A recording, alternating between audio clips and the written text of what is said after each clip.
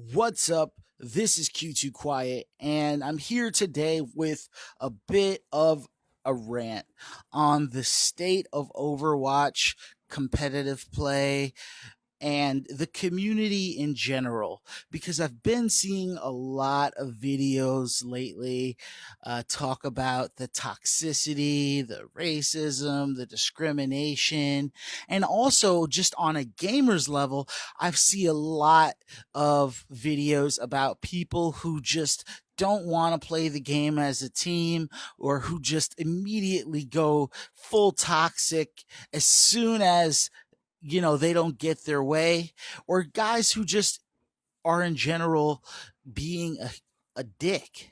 And that's really kind of what I want to talk about. First, I want to talk about this video that I watched this morning where they talk about the rise of the alt right, and then they say that gamers are responsible for the rise of this new generation of the alt right and these racist, Zionist people. And they talk about Discord, and they show videos of Call of Duty. They show videos of Overwatch, not with audio, but just like in the background as they talk about, how toxic gaming is. But I want to start there where I say gaming isn't toxic. Gaming in itself is not what causes these people to get on the mic and say, N word, N word. I just want to call everyone the N word, or I just want to, call everyone a derogatory term for a homosexual, or I just want, if you're a female, I either want to sexually harass you or I want to degrade you, because women should obviously be in the kitchen and not on PSN or Xbox Live, or and that's the thing is that this is not gaming. This is the mentality of the people who game. So I'm an African American, and I play more online games than probably a lot of people. When I look at my friends list and I look at their list of games, they might have, 20, 30 games. I have well over 100 games that I actively have played. Not like games that I just download. Sure, some of those were like PSN, PS Plus titles that I really weren't into, but to be honest, that is a minority. I typically buy and play any game that piques my interest. Having said that, I've never called anyone the N word, no matter how mad I've gotten. I don't call people out of their name. Sometimes, you know what happens? I'll be honest. I'll just say, you know what? You guys are playing like shit. You guys fucking suck. And you're making the game unenjoyable because you're not, playing well. That's what I do. And more often than not, if you will watch video of me playing, you'll just see face palming.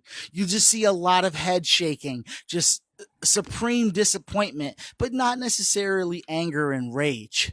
And that's normal when you're playing something that you enjoy and you care about and you want to win and you don't. It's going to elicit some emotions that are not necessarily, the most whatever like reasonable aspects of a person. And that's with any competitive sport.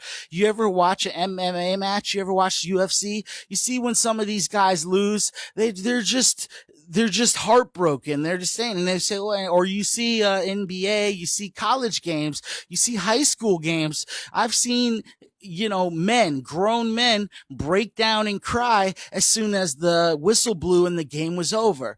And that's normal. That's going to happen. And people say, well, you can't really compare sports to gaming. It's not really the same thing. Well, why not? It's to be an elite person. Anyone can play basketball. I mean, any Joe Schmo could go get their little Spalding, not, rubber ball that they bought at Walmart in the bargain bin for $8 and go down to the nearest playground and do, a few games of pickup basketball. That doesn't mean that they're on the level of people who play competitively, whether it be high school, college, or professionally at the elite level. And the same could be said for any other sport. And when you think about gaming, it works the same. You have not just a few, but you have literally millions now. When you think about YouTube, you think about Twitch, you think about all these other platforms that people use to make money in some way, shape, or form from gaming. Now, you might only have a few 100,000 or so that actually can make a genuine living or make or have progress in what they do. But that's still crazy. You just look at the number of YouTube channels dedicated to gaming, and then look at those subscribers, and you'll see that these people there's not just a few people that have 1 million or 5 million subscribers. You have tens of thousands of gaming channels that have 1 million to 5 million and up subscribers. So, my point is that I guess to really kind of go back to what I was saying, when they talk about the rise of the new alt-right, the neo alt-right for this new generation of children kind of stems from gaming, that's not true. The rise of the neo alt-right stems from home training, stems from what the level of exposure, the level of information. I mean, a lot of these things, these kids and men don't generally hate.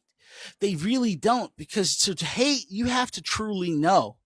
And these guys don't have any exposure. They don't have any contact with this side that they dislike. So just to dislike and hate something you don't know it's not legitimate. That's ignorance. Now, when you know something, you've been there, you're in tune with it, you're part of it, and you dislike it to the level of hate, maybe there's some genuine feelings of hate.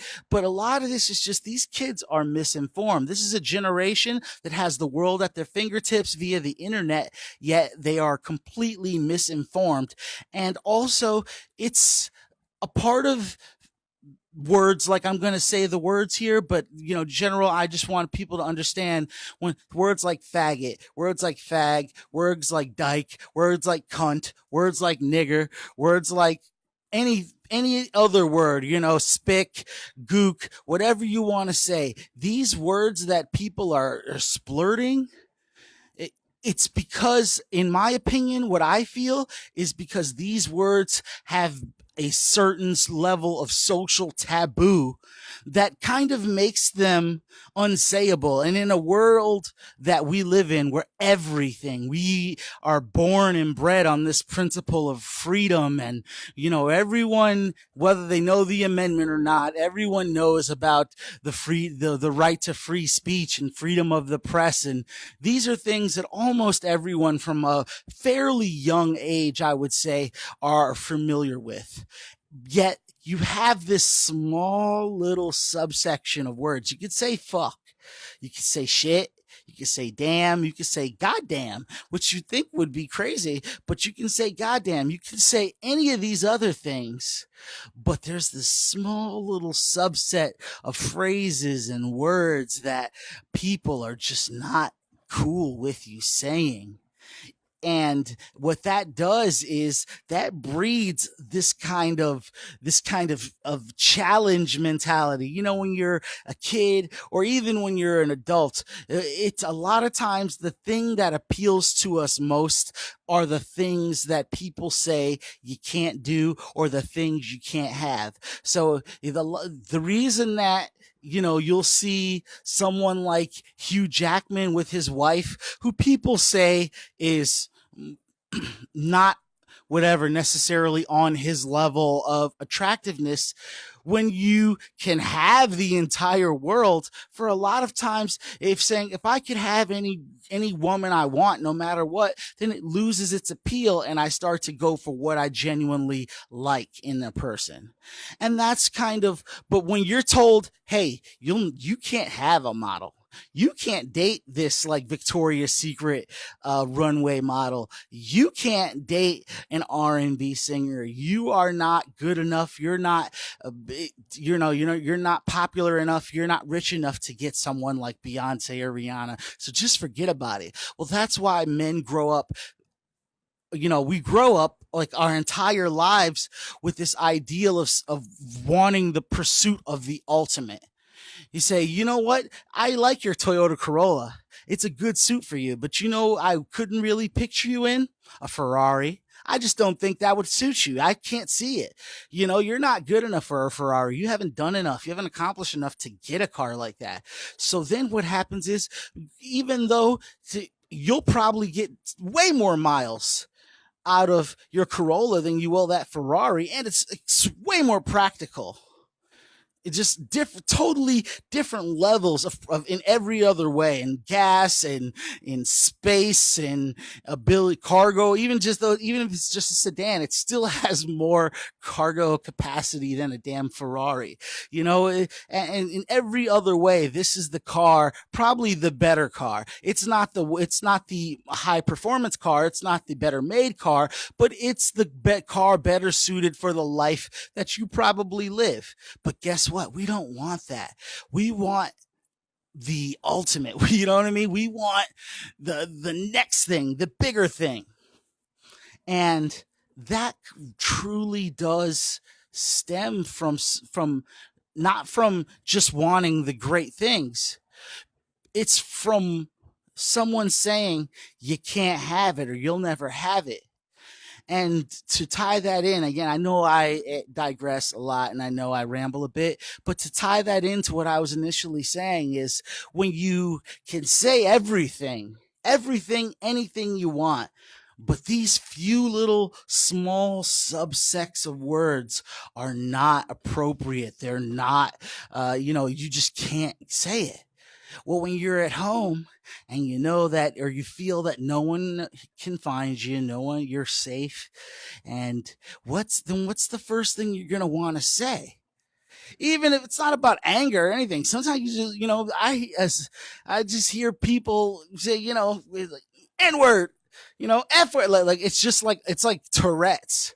It's this ability to release this kind of weird, awkward desire to just say the taboo, to do or say the things that we're told we're not supposed to say.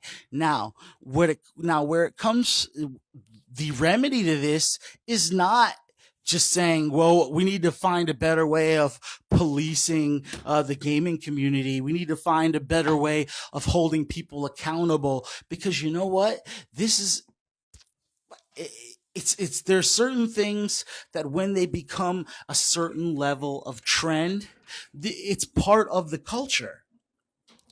And unfortunately, for the good, and that goes with the good and the bad. And unfortunately, in terms of just vulgarity, this, for the foreseeable future, is an insurmountable issue, and it's something that you can't address at the top level. You need to address it at the bottom and say, well, why do they feel the need to say this? Because you know what? I don't feel the need to say them. And there are so many people, maybe a majority of people, who don't feel the need to say them. Not even maybe, there's definitely a majority of people who just want to game. A vast majority who just want to game. They want to have fun, and if they get upset, they get frustrated, but they can handle it appropriately. And that's at all ages. I see young kids who get frustrated and they don't immediately jump to vulgarity. They get, you know what I mean? And it's natural. And it's just a point of parents and people starting to say, we don't need to teach this. We need to start not necessarily removing the taboo of these words, but we need to just have it so that people don't want to say these words. And that starts at home. That's not something that you can teach to a 30-year-old man. If he's been, bred to think this kind of way about these words or these sects of people, then this is how it is. But we got to start at the next generation. Parents need to do a better job of exposing their kids and informing their kids so that there will be less ignorance in the coming generation of gamers. Now, having said that, what brought this entire rant on wasn't even that video that I saw, though I did want to talk about it. What brought this on is I was playing a preseason warm-up match, which starts in less than an hour, by the way. I was playing a preseason warm-up match, and we did quite well. We pushed the payload. We were at Kings Row. We pushed the captured the payload, pushed it all the way to the end. Now we're on defense, and we lose the capture point, and we lose the first checkpoint, and we hold them there. Shortly after the first, the first actual checkpoint, we hold them easily. I was not worried, and they were in overtime before they could even move the payload from the actual checkpoint itself. So I was not worried.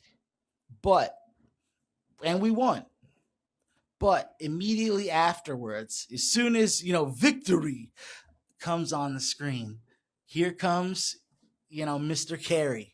Oh, God, you know what? My back is hurting me from carrying you guys so fucking hard, man. My fucking team sucks. It just sucks. And so then, play of the game. Not him. He's like, what? No, but it was somebody from the other team got the play of the game. Now, the whatever accommodation cards comes up. He doesn't have one. There's 2 from the other team, 2 from our team. I don't have one either, but you know what? I did very well. I had just a few deaths to whatever multiplied by 4 kills. I said I did well. Everyone did well. The healer was on point. The tanks were tanking. The DP, everyone was doing their damn job. And so then the cards come up, and then everyone on our team is just like, yeah, dude, like no one spoke on a mic, myself included, the entire match. But immediately after that, everyone just got on the mic and were like, dude, you just talked all that hot shit and you didn't even fucking get a gold medal, and you didn't even get an accommodation card. Talking about your carrying, your back is hurting.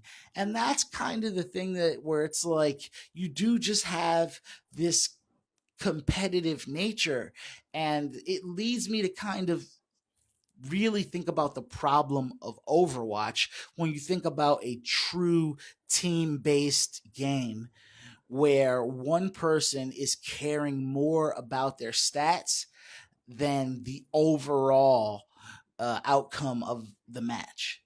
And you find that far too often. And maybe I'll make whatever, if anyone really gives a crap, can make another video talking about maybe a few ways that I feel they can kind of remedy this.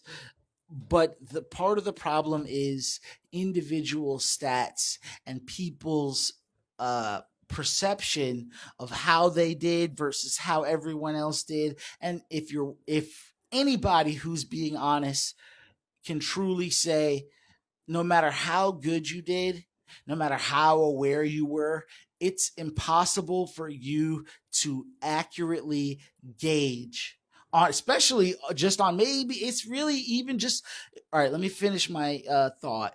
It's impossible for you to accurately gauge how well your entire team did as a unit, and not just the individual players in their role, but how your entire team gelled and how that contributed to either the win or the loss.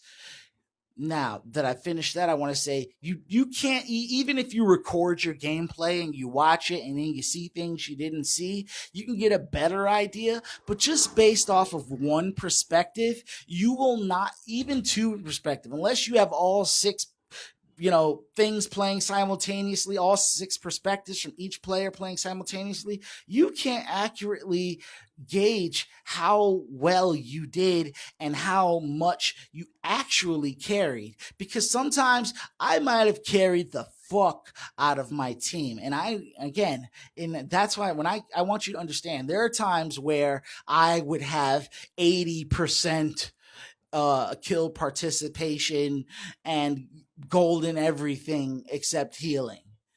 Eh, But the thing is that that doesn't tell the story. That doesn't mean I carried my team. That means that I was able to shoulder some of the offensive load, and that you can't even attribute to just anything like mechanics or positioning, because that could also be your team pushing people, funneling people to you in a way that's beneficial for you to easily pick them off or kill them.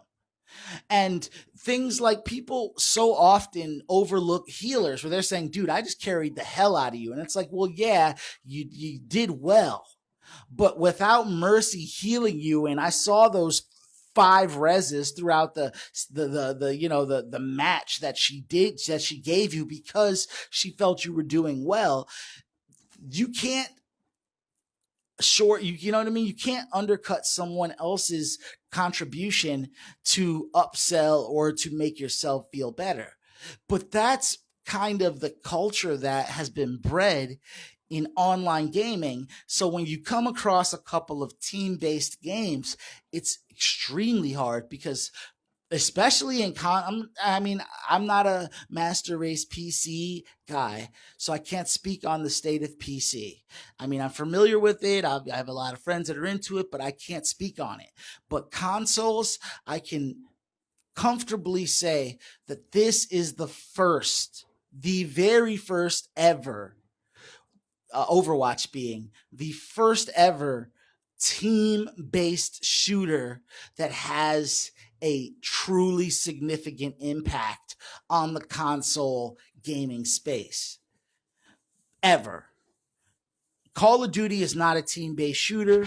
I mean, your team could suck, you can do well, and it does. That's all that matters.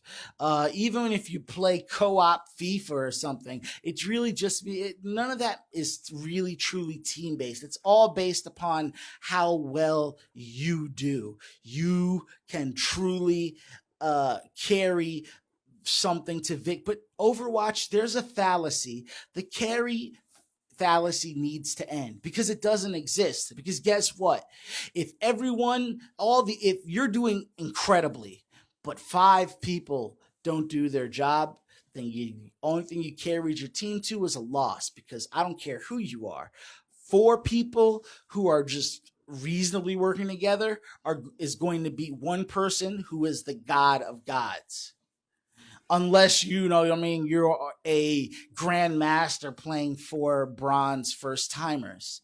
But if you're playing other people who are at your level, give or take, which based upon whatever the rankings, if you agree with that, that's a whole nother issue. But based upon where you are standing in the rankings, you're probably facing other people who are similar to you in skill and mechanics, because you guys have a similar SR and all that goodness. And you haven't climbed well above them, which you will if anyone is truly shitty and you are truly great, because they'll lose more matches than you and you'll probably win a few more than them. And by the end of the season, you'll be 300-400 SR, apart at least, if not more. But the thing is that if you're facing other people at your skill level and you think that you're carrying, you're not, because those other six people on the other side, they're all just about as good as you. Maybe usually at least one person is as good or better than you. And if your team is shit, then you're gonna lose. There's no pro player that can solo carry.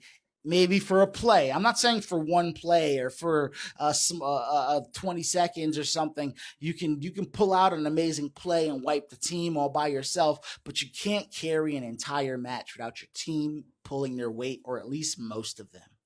So to just pat yourself on the back and downgrade your team in a win where you didn't get anything, any type of recognition, it truly does speak. And I see that far too often. It just truly speaks to how unprepared we are for team based activities, at least gaming wise. We're bred on single player. You figure the industry was widely single player for a very long time, and I'm not talking about the Nintendo days of or Double Dragon or Contra. I mean, like, primarily once PlayStation came around, things were quite very single player up until at least single player driven up until, you could say, PS3, and that's even probably the mid life cycle of PS3 when the multiplayer aspect just truly took off. But having said that, we're just not well versed enough to be good teammates. And I think that Blizzard should probably start instituting some, first of all, they need to just go ahead and admit that people are not going to be good teammates on their own. That's not something that's going to happen. A player can be great, and so I've met players that are probably, and I'm being honest here, they're probably low masters to high masters level players, and I'm being real, but they're stuck in gold. I want you to process that. I mean, you have bronze, silver, gold, platinum, diamond, masters, grandmasters. And I'm talking about someone who might be just on the cusp of ready to break into grandmasters based upon just things like mechanics and uh, understanding of the maps and all of this, but they're stuck in gold. You say, well, how could that be? And it's because they're not good teammates. They're great players. They are, I mean, they have 900 hours of playtime. That's crazy. 900 hours of playtime, yet they're stuck in gold. And it really does it boils down to not being able to be an effective teammate. And so much, so much. And that's why, like, the new Mercy, the problem with the new Mercy, I like the new Mercy. I love the old Mercy. I personally like the old Mercy better. But that's because she required a bit more tactical maneuvering. She required just a lot more strategy as to when to kind of heal, when to buff, and when to pop her res. And that was game changing. Now with this kind of new thing, you can res every 30 seconds, and you can kind of res, go into your ultimate and res again, to kind of do a two res thing. But the reality is that they removed, even though they gave her kit more complexity, they removed a lot of her the strategic necessity that it takes to adequately play Mercy. And people felt like that's why you had a large outcry of people being like, "Oh, Mercy sucks. She sucks. And yeah, good. She can get a big res, but she can only heal one person at a time." And the thing is that Mercy will do far more healing than an Ana or Lucio or a Zenyatta if she's in the right hands. Because Mercy is the only one that can kind of and when I say more healing, I'm not even just talking about the actual amount, but she can do more like crucial healing. Like a Lucio, he can pop his thing and then he can have it just running and it's on AoE, but that's not good enough. And yeah, if everyone's grouped up, he'll probably end up getting a higher amount of overall healing, but he didn't do as much crucial healing. And that's what I always used to love about Mercy, is that there are times where you need to just dive in and heal. And then I see people healing when the person's full, and I see people buffing when their teammates not shooting. But it's about recognizing that. It's about looking at the opposition and seeing when the oncoming attack is about to hit your teammate, and also putting yourself in a position to escape or back out or be protected. And there was so much tactical, there was just a level of strategy that a lot of people slept on, and that's why they could not get like good use out of Mercy. Now this new Mercy is so dumbed down that any idiot can kind of get good use. And yes, there's still a level of complexity where the great Mercies will still stand and to pull that res. You don't want to have 30 seconds the next one, and they'll still understand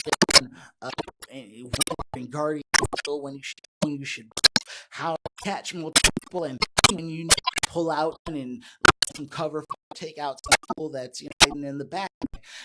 In that way, I understand where they add complexity, but they kind of remove depth, and people think multiple variables to have depth. True depth sometimes in just the very, very small and simple decisions. And Overwatch is a game of simple decisions. It's not this shooter like Call of Duty, and that's why I think tracking stats and things like that are kind of they're in contradiction to what Overwatch is about. Now, what I also feel, here's the thing. While that's in contradiction, here's what I'm saying. If this is how Blizzard wants to do their game, what they need to do is add more complexity to the algorithms by which they measure a person's effectiveness. So that does two things. If you change the variables and change the metrics by which proficiency is measured, then you can sort of sway people into understanding how to play the game, and you're not telling people how, because you could still just go off and play it like Call of Duty. But the thing is, you're going to find yourself having a much lower score, and here's what I feel, right? Here's what I think. I think that Overwatch needs to do a few things. One is just cut it out with the competitive seasons. They don't matter. The placement matches don't matter. You might as well just have a year-round competitive play. That's number one.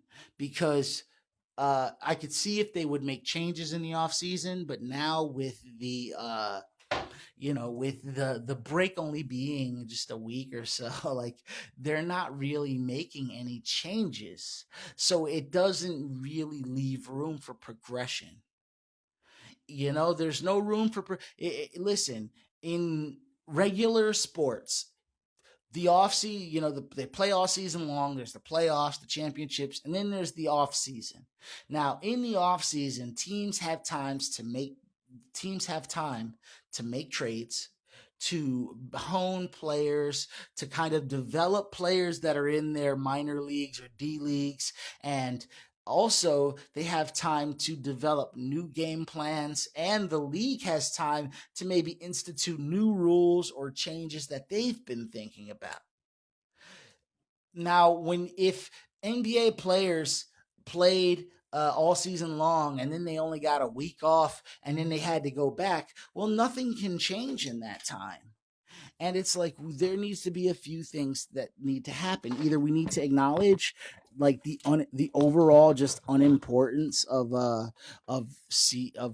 competitive seasons, not saying competitive play, but competitive seasons, or what we need to do is to start giving more time between seasons, and also finding ways to improve the game in between seasons, not mid-season, not give people institute the changes, give people time to get accustomed to these changes. Then you guys can see if they work, right?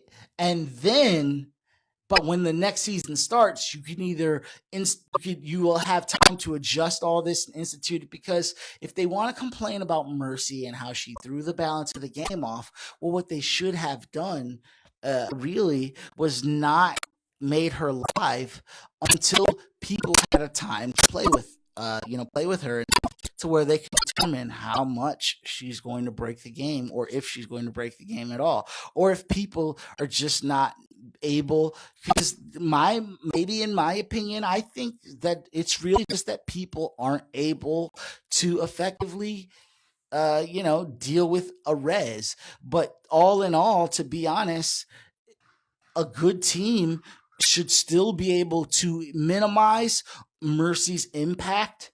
Maybe she'll have more of an impact than she would have before, but she shouldn't necessarily have more of an impact than any other healer outside of Zenyatta.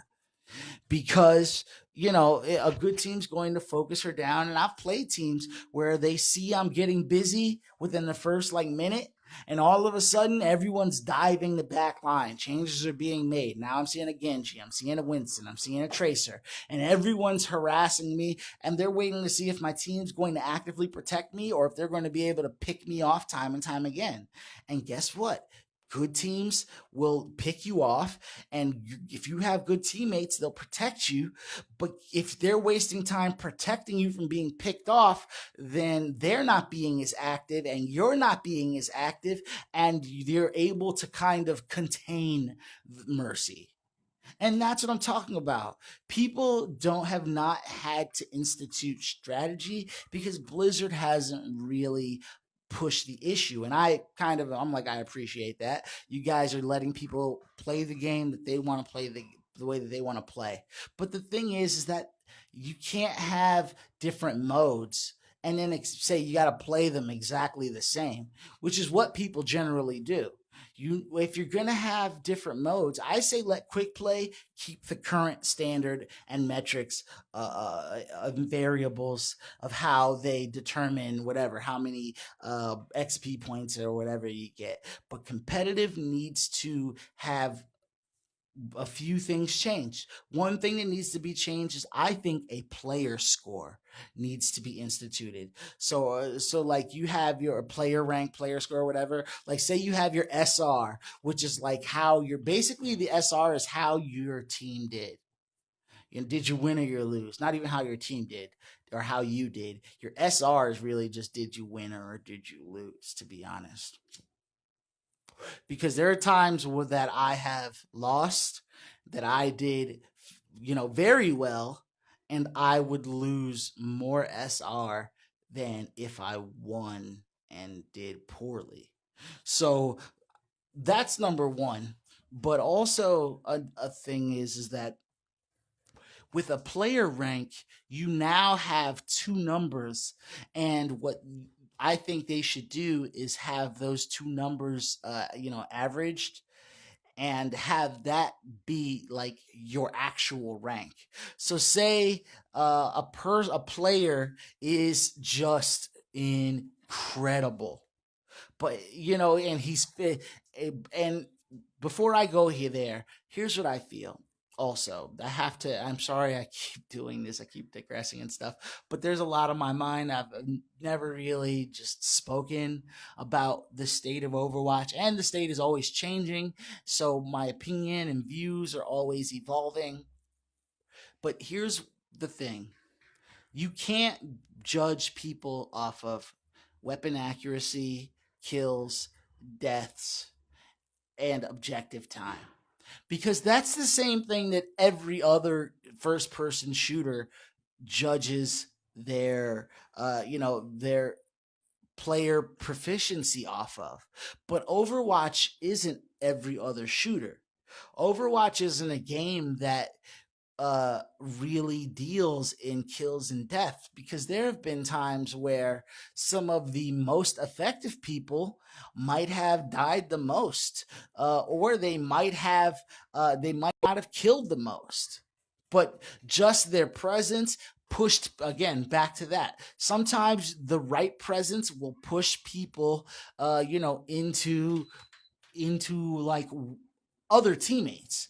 So sometimes people are saying, you know what, I do not want to engage this Winston. And then they end up running into a soldier. Or there's a tracer that is just so good and so slippery that people are saying, I am going here so that I will, if tracer does get me, I'll be able to kind of corner her or keep her, you know what I mean, kill her possibly, and they end up running into a junk rat. So but there are things that Overwatch should take into account, and I think maybe it's possible.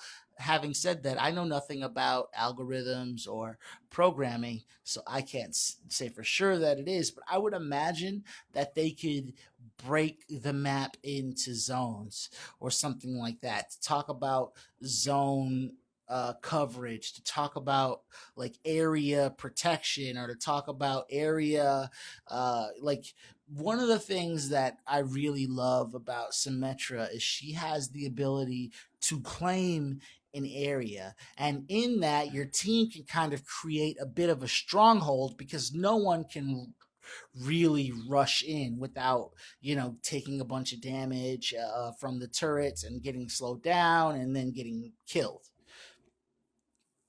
So the thing of but too often what you'll find is, especially on attack, is that a Symmetra will claim a space and her team will not utilize that.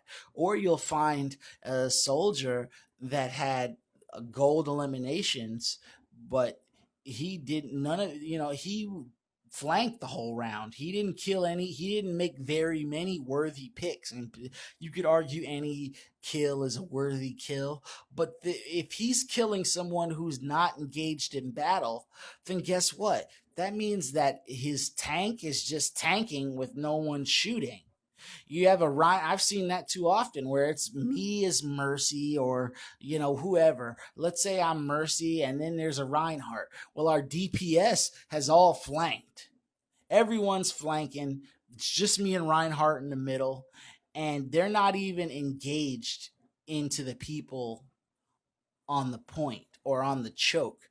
They are in these little skirmishes, or they're trying to get a pick from across the map as Hanzo, instead of, doing something that actually matters. And the same could be said with Mercies too. There are times where I'll see Mercy just solo healing a tank because it's a quick charge on her ult meter, and just neglecting her entire team. And the team is just consistently getting wiped because she's not heeding callouts. She's not looking at, looking for people who are either yellow, orange, or in critical and rushing to their aid. She's just saying, I want to charge my ult so that I could have 18,000 in healing and say that, oh, I healed a ton.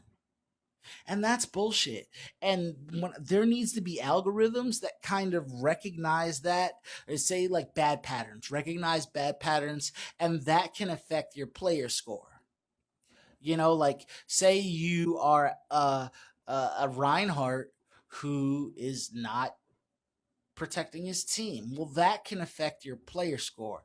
But then that requires them to institute things like, instead of just having your shield up, how about finding something that says enemies who were behind your shield while you had it up? Enemies who were actually using your shield. If you're like, say, Mercy, they need to say maybe like a metric that measures how many critical saves you had, where someone had dropped down in a critical and you came and, you know what I mean, healed them back up or stopped them from dying. There needs to be things like that, or just level of engagement where you can measure how the amount that someone is engaged in the team fight and not just in the individual flank or the individual pick, which seems to be the focus because people just want medals. And or positioning, where you say area control, positioning. These are things that I think they could do by maybe like having some type of like zones that they measure. Say you spent this amount of time in this zone with the rest of your team, or you provided this support, your matrix saved this person, or your EMP blast stopped three ultimates, you killed three ultimate. Like, there needs to be things that because those are the nuances that really determine if your team is going to win or you lose, not based upon how many picks and how much healing or how much damage you blocked. It's based upon how you did those things in relation to how they impacted the match or your teammates or the opposition overall, not just randomly.